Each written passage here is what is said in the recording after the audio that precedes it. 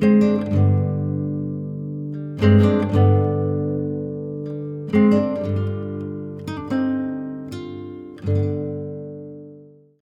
65, The Curtain. Once on the balcony, she threw Azer a fierce look. He simply gestured towards the curtain hanging from the railing and calmly said, "Ladies first." Topaz slung the machine gun over her shoulder, grabbed the curtain, and descended gracefully. She landed on the balcony in front of the kitchen's food depot. Azer followed suit. A couple of guards had already reached the balcony above.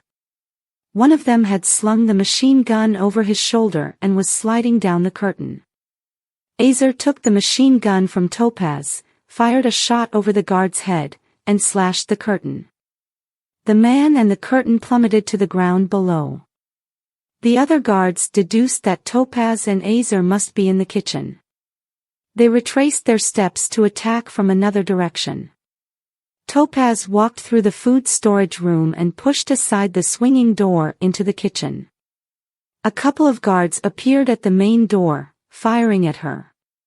She dropped to the floor and fired back. Panicked, the guards retreated, hiding behind the wall, holding out only their machine guns and firing blindly. The kitchen became a chaotic scene as bullets struck everywhere. Some hit the gas pipes, causing a loud hissing sound.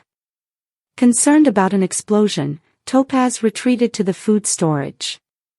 As the flames erupted from the gas pipes, the French chef took refuge behind the refrigerator and lamented, "Oh la la, such a disaster." Azer cupped his hands around his mouth like a megaphone and yelled in German, "Poison gas alert! Poison gas alert!" Topaz looked puzzled and inquired, "What are you shouting about?" Azer explained, "There's a gas leak." Topaz seemed surprised and said, "That gas isn't toxic." Azer replied, "It will be once the fire reaches the old collection of bombs below. I spotted a couple of poison gas bombs from World War I among them." A guard on the upper floor echoed Azer's shout. Soon, the message reached the security center, prompting an alarm. The loudspeakers began blaring throughout the building, urging everyone to evacuate to avoid exposure to poison gas. Azer's eyes, irritated by the smoke, met Topaz's. He grabbed a champagne bottle and a couple of towels from a shelf. Pouring champagne on the towels, and handing one of them to Topaz, he said, "Press it against your face." He lifted Alvaro, still unconscious, onto his shoulder, grabbed the wartime leather bag, and followed Topaz down the stairs.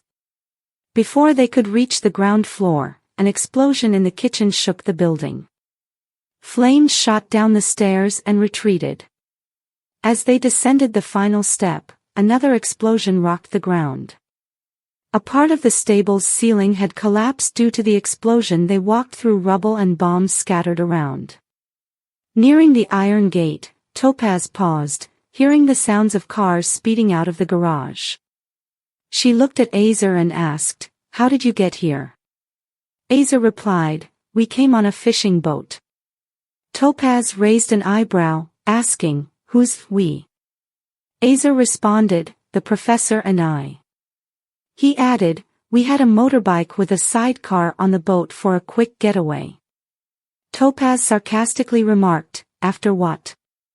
"Rescuing me."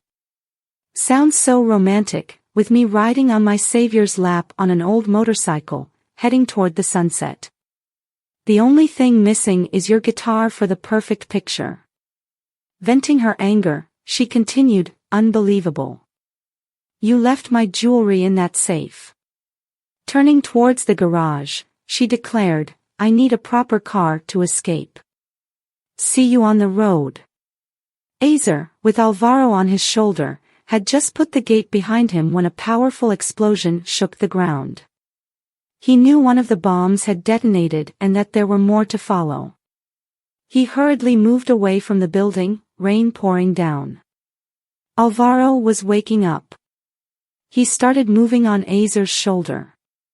There was no other way out than to put him down. But Alvaro's legs gave in, and he collapsed. Realizing they had to hurry, Azer looked around and spotted a four-wheel gardening cart. He pulled it closer and helped Alvaro onto it. He placed a stack of banknotes, taken from the safe, in Alvaro's pocket, saying, "Consider this as your unpaid salary." He then pushed the cart downhill towards some bushes, far from the castle.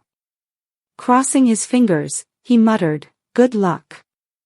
Hurrying towards the boathouse, he hoped the professor would be there, as planned.